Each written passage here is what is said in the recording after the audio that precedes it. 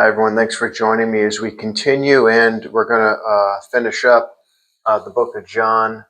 And today we'll continue with chapter 13, where Jesus washes their feet and gives a new commandment. So, in chapter 13, if you look at verse 5, it says, after that, Jesus poured water into a basin and began to wash the disciples' feet.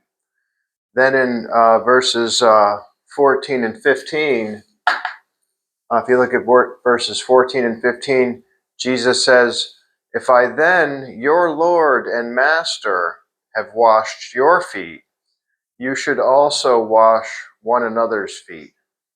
For I have given you an example that you should do as I have done.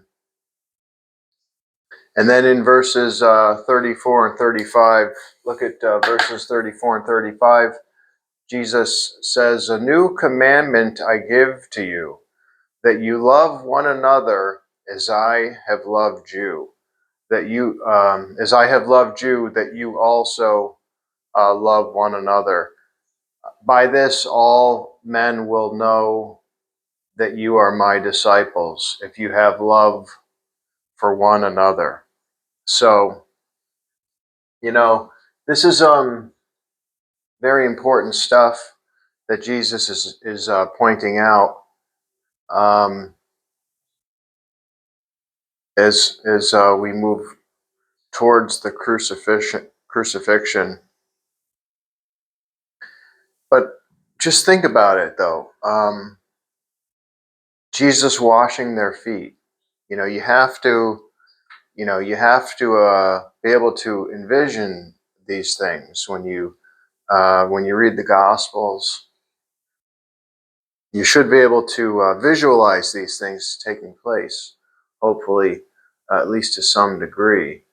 And so, you should be able to imagine what's taking place. And so, Jesus is washing their feet. That's very powerful. And he's telling them, I do this as an example. If I'm doing it for you, all the more you should do it for one another. But the truth of the matter is this. These Jewish men were very, very stubborn. And in fact, they would constantly compete with one another, and they were always concerned about who would be first. And Jesus had to have some talks with them about that. We went over that. And he explained to them that in the kingdom of heaven, those who want to be first and those who are first now are last. And to be humble and don't try to be first. Don't worry about being first, because then later you will be first.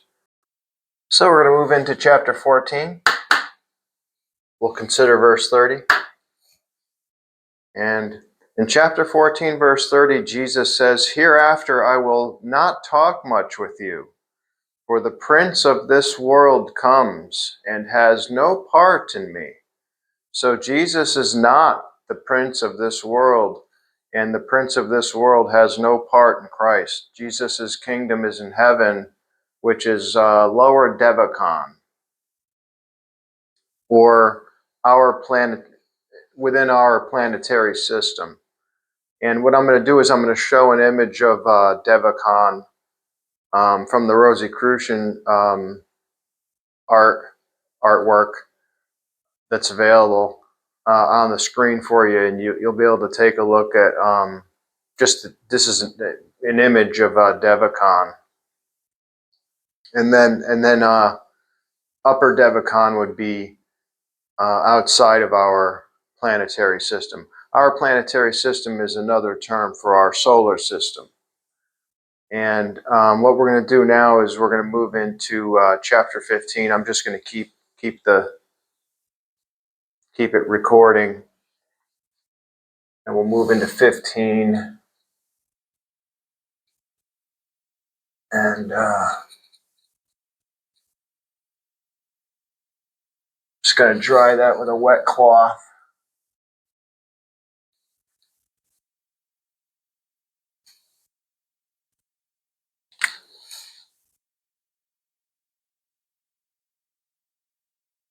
And we're going to consider several verses in chapter 15. We're going to consider verses 17 through 19.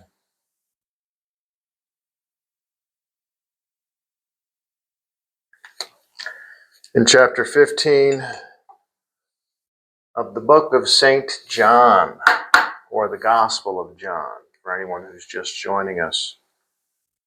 In chapter 15, verses 17 through 20, did I do that again? And this time I put 17 through 19. I was supposed to put 17 through 20. I apologize. Let me just pause and correct it. Sometimes I do make mistakes as I'm going along, but I'll correct it though. In chapter 15, verses 17 through 20, verses 17 through 20 says, "These things I command you, that you love one another. If the world hates you, know that it hated me before it hated you. If you were of the world would love his own. But because you are not of the world, but I have chosen you out of the world, therefore the world hates you." Next, we'll go into chapter 16 and we'll consider verse 33. At the end of chapter 16, in verse 33, Jesus says, "These things I have spoken to you, that in me you might have peace. In the world you shall have tribulation, but be of good cheer. I have overcome the world." So the tribulation already happened, but we go through our own version of tribulation when we follow Christ as well. And what I'm going to do is I'm going to keep it recording, and we'll move right into chapter 17, and then we're going to consider verses 14 and 21.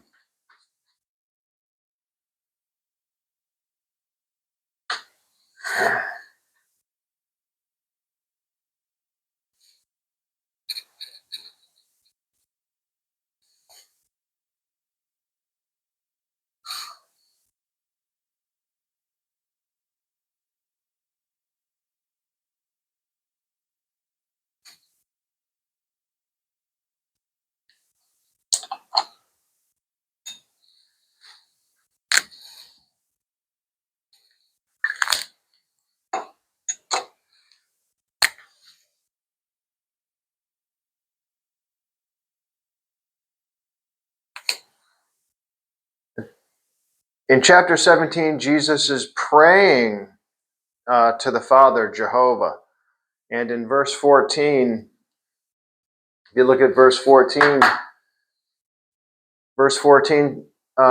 Jesus says, "I have given them your word, and the world has hated them because they are not of the world, even as I am not of the world." And if you look at verse 21, Jesus asks the Father to make his followers one with them. Jesus says, quote, "that they all may be one as you, Father, are in me and I in you, that they also may be one in us." Next, we're going to move right into chapter 18. We're going to consider the following verses. "And the chief priests, Pharisees, and officers fall to the ground when they confront Jesus as he's praying in the garden." And that's something that isn't in the other Gospels, but it's in the Gospel of John, which is pretty interesting. John is my favorite Gospel out of the four. So in chapter 18, verse 1, says, "Jesus led his disciples over Cedron Brook into a garden." And in verse 3, you look at verse 3, In verse 3, Judas shows up with the chief priests, Pharisees, and officers to arrest Jesus, and they're carrying lanterns and torches and stuff because it's nighttime, and they don't know where Judas is leading them. They were probably afraid of the dark, and so sensing their fear, Jesus asks them who they seek in verse 4. If you look at verse 4. And in verses 5 and 6, I didn't put it up there, but I should have. In verses 5 and 6, they answer and reply, Jesus of Nazareth. And as soon as Jesus says, I am he, they all fell to the ground, paralyzed by fear. And in verses 10 and 11, Peter attacks one of them, injuring him with his sword, and Jesus tells Peter to put his sword into its sheath so he could basically accept the cup given to him by Jehovah, also known as Yahweh, more or less saying, hey, let me accept my fate. So if Jesus Christ didn't allow the arrest, he could have also avoided the crucifixion. But Jesus allows it to happen, basically to condemn those involved in the crucifixion, torture, while at the same time serving a greater spiritual good that will serve and benefit humanity. That I'm going to talk about a little more in a few minutes when I present the mystery of Golgotha.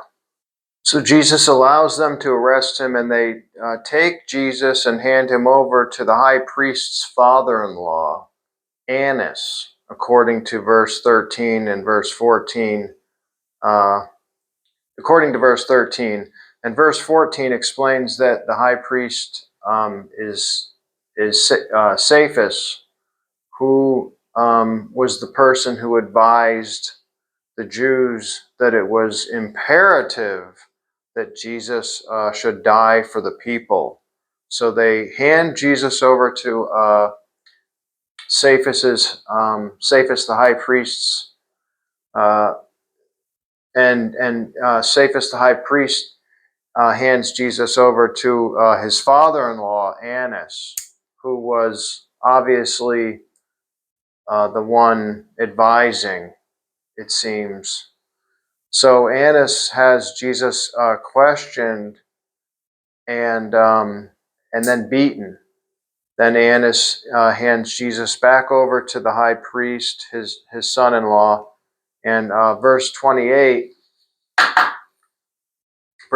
says, they led Jesus from Cephas, the high priest, to the hall of judgment, which was the state courthouse of the time, where the Roman governor Pontius Pilate presided. So what you have is Jewish religious authorities turning Jesus over to the Roman state authorities. And verse 29 says, Pilate went out to them and said, what accusation do you bring against this man? And they more or less replied that if Jesus wasn't a criminal, they would not have delivered him to Pilate. So Pilate questions Jesus and finds him innocent. Then what Pilate does is he tries to get Jesus released by appealing to a Jewish custom related to the Passover, where they would release one prisoner. And Pilate thought that would work. It was one of their own customs, but the Jews actually refused to go along with it.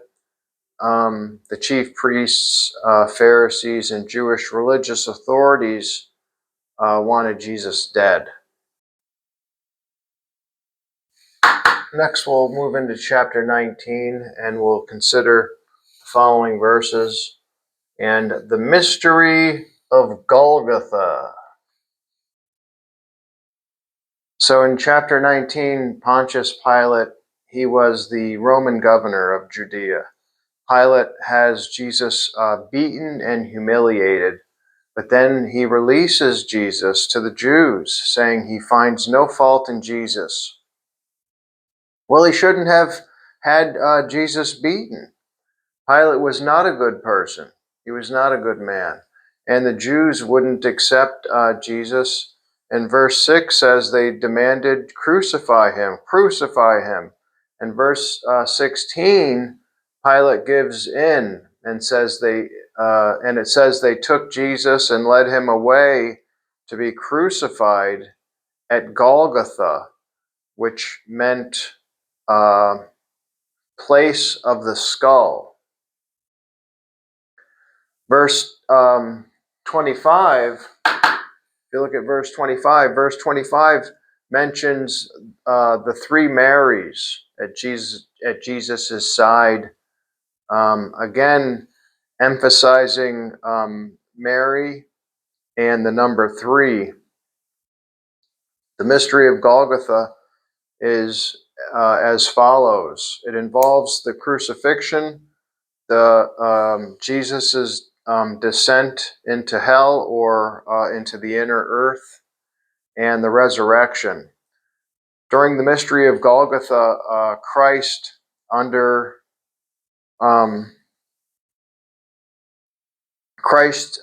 during the mystery of Golgotha, Christ unites with the earth, and the human I capital was born, really marking a significant leap in human evolution. Now, before I forget, I also want to mention, we're going to talk more about the mystery of Golgotha again in a minute or two. But getting back to karma, because I was talking about karma last week and how Jesus taught karma.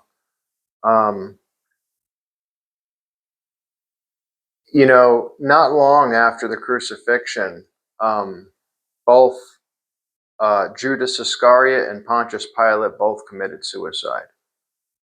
And it's believed that, strongly believed pretty much universally, that it was, related to their involvement in the wrongful crucifixion. Now, the crucifixion and the mystery of Golgotha served this bigger purpose, as I'm explaining, related to the evolution of humanity as well as the earth. Now we know the actual date of the crucifixion. You're going to find out that Rosicrucians, what they want to know, they find out. And what happens is, you may have heard of the Akashic records. Well, everything you know about the Akashic records comes originally from Rudolf Steiner, at least in the West, in modern times. All of the stuff we know about the Akashic records comes from Rudolf Steiner. And people will say, no, it comes from Madame Blavatsky and Theosophy, but that's not true. Actually, Rudolf Steiner was the teacher in Theosophy.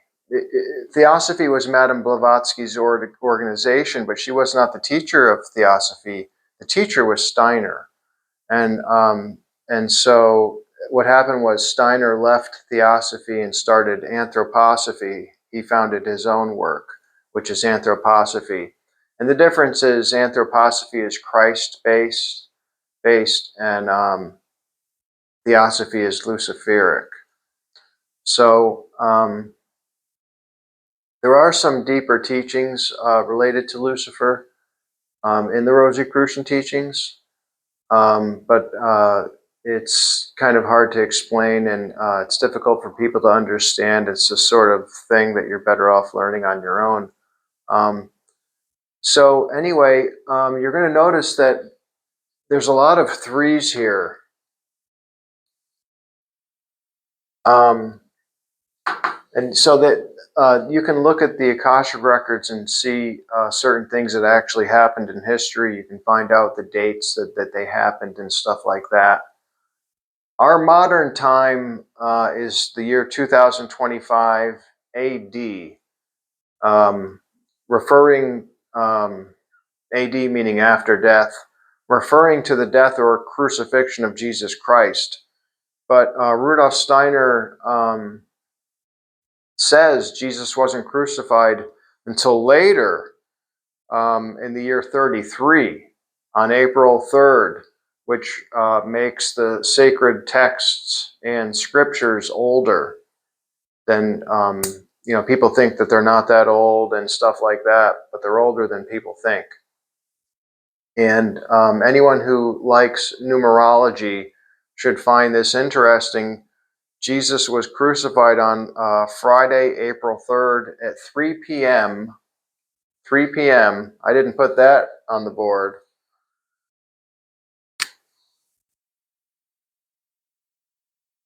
In the year 33 AD. And if I'm not mistaken, correct me if I'm wrong, but I believe that Jesus was also 33 years old at the time. And so, through Christ joining the earth during the mystery of Golgotha, because you have to wonder, why would Christ go along with that? Because remember earlier I was talking about how, Christ is so powerful. They all fell down, right? They were. He didn't have to allow them to arrest him. Christ could have easily left there, no problem. But why? Why would he allow them to arrest him, knowing what they do? And what they do is they torture and kill. They torture and they kill.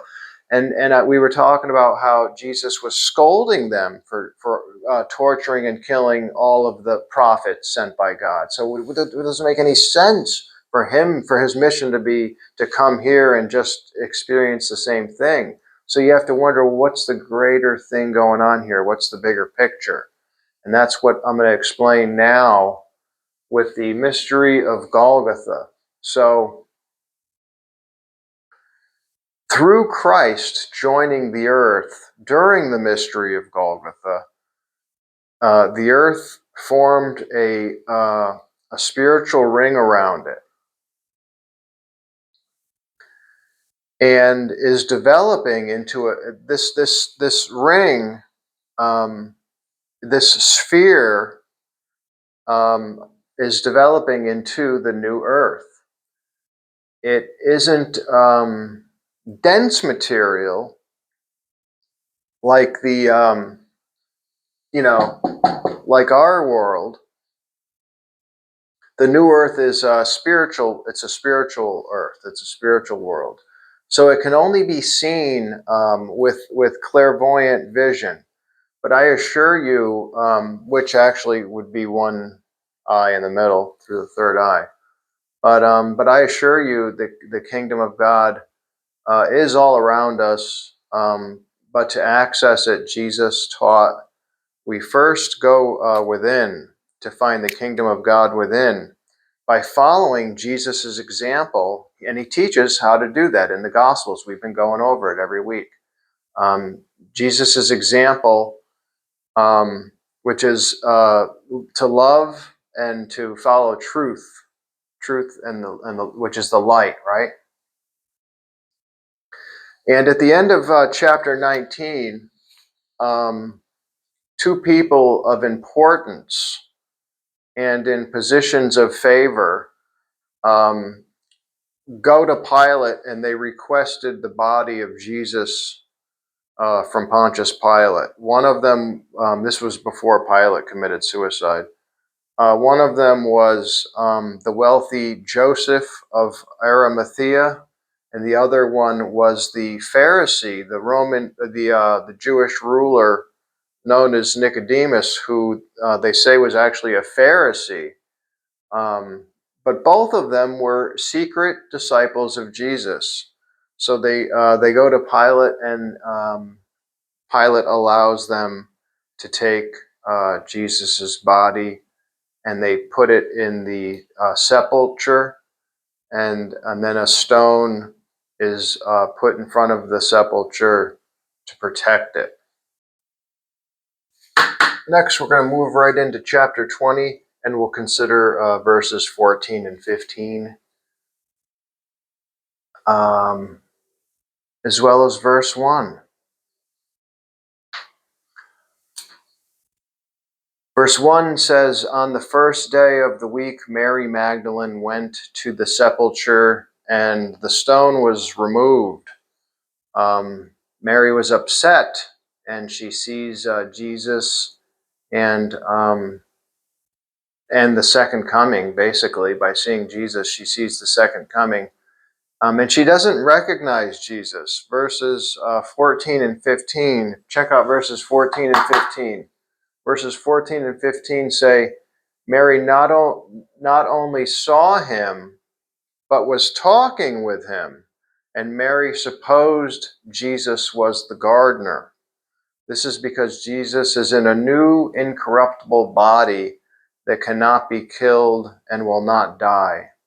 And he doesn't look the same, as you will see. Just like I pointed out in the previous Gospels, they don't recognize the second coming until Christ reveals himself to them. So we're going to move into chapter 21, and we'll talk about how the disciples don't recognize Jesus, as Mary didn't recognize him.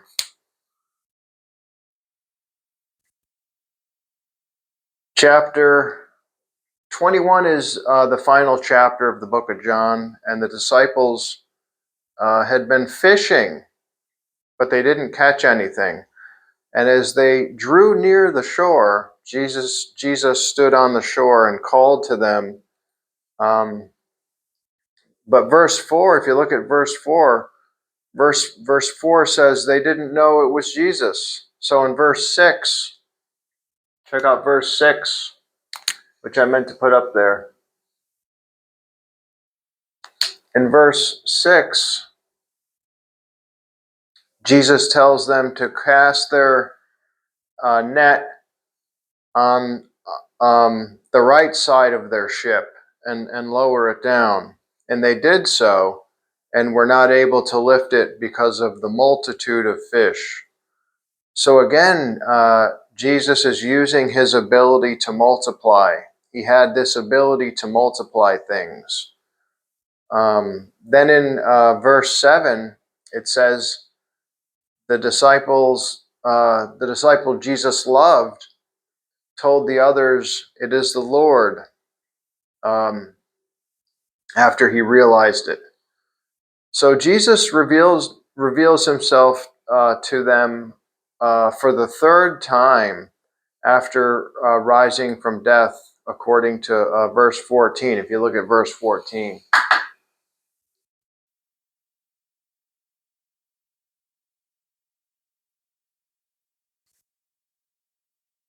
And there's more things that I could talk about and go over that I haven't talked about. They're kind of more advanced teachings. They get into a little bit more of the deeper teachings. Like, for example, related to Zoroaster or Zarathustra, and the Solomon Jesus, and also related to the fig tree, and Bethpage, and clairvoyance. There's some things I could get into with that. But if you follow my work, I'll be getting into some of that deeper stuff in the future, whether it be, in some of the whatever content I'm releasing. And but here's something that we can talk about before we end this, that you may not know about. And I haven't mentioned this. This is a deeper teaching.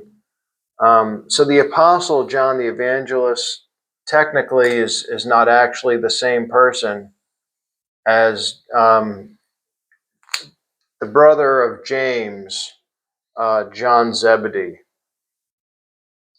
So last week I talked about the raising of Lazarus.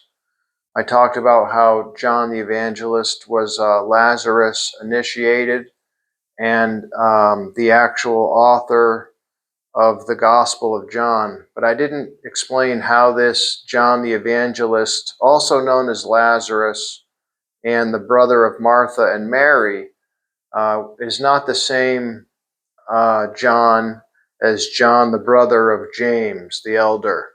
So James Zebedee is known as, they call him James the Elder. And those are James and John. They're known as the sons of Zebedee. John Zebedee worked for John the Evangelist as his deputy temporarily. And John Zebedee, he represents John Lazarus or John the Evangelist as an apostle. When you look at the lists of apostles, people think of John Zebedee, and John Zebedee is just a representative of John the Evangelist. Now, John Zebedee was not actually an apostle. John the Evangelist was the true apostle. John Zebedee was a disciple, though. He definitely was a disciple, and his brother James was also a disciple. Now, the name John or Johannes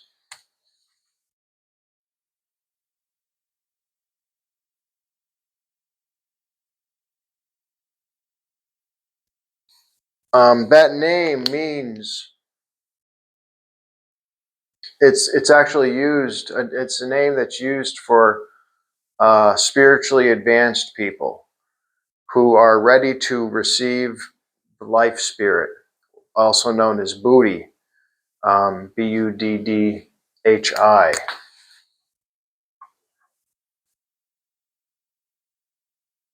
So that's Buddhi is another term for the life spirit.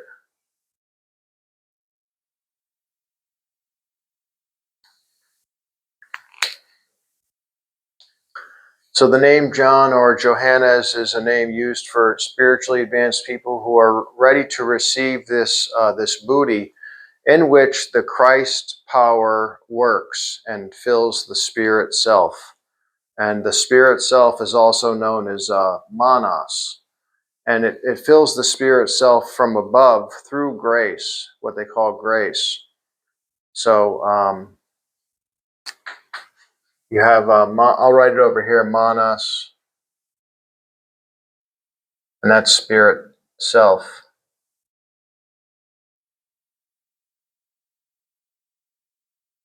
And these are different parts of the spirit, different, this gets into the makeup of the spirit, the spiritual part of yourself, if you've developed that high. And so the legend is, there's a legend that the Emperor Domitian, Domitian,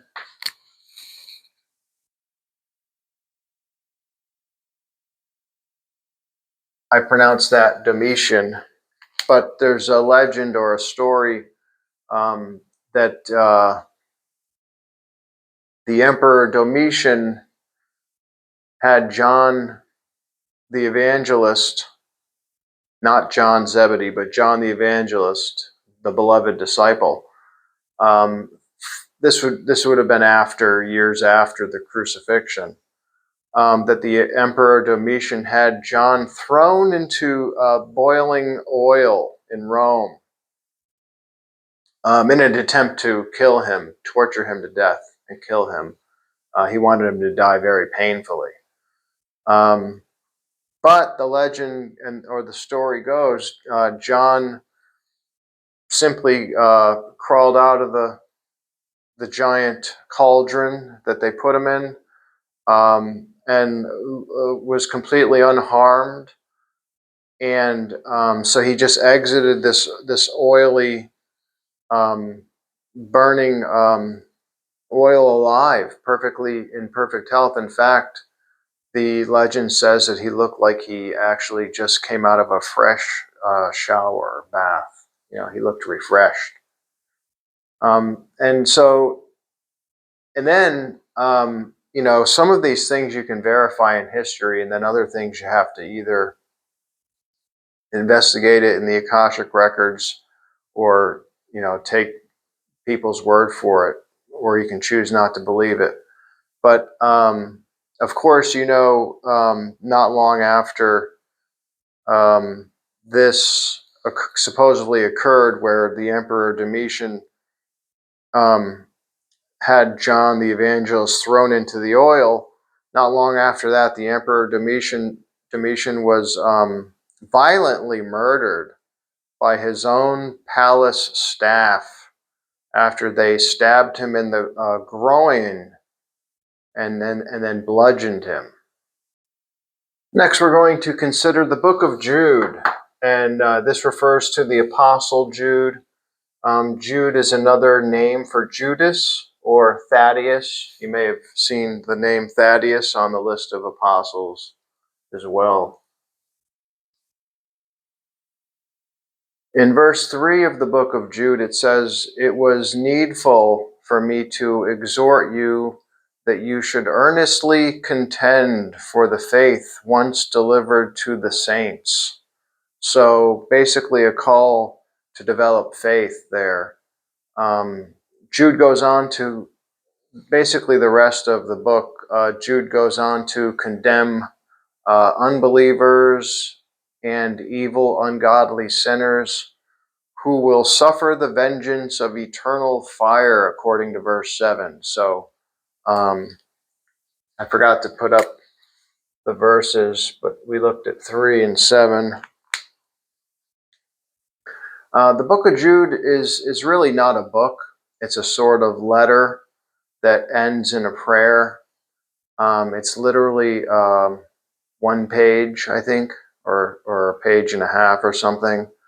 Unfortunately, I'm behind in my series entitled An Outline of Esoteric Science. So I'm going to resume and complete that, and then after, I'll continue with the next part of this series, which will be entitled The Nag Hammadi Scriptures. And we'll go over the Nag Hammadi Scriptures with you. I hope you'll join me then. Thanks for watching.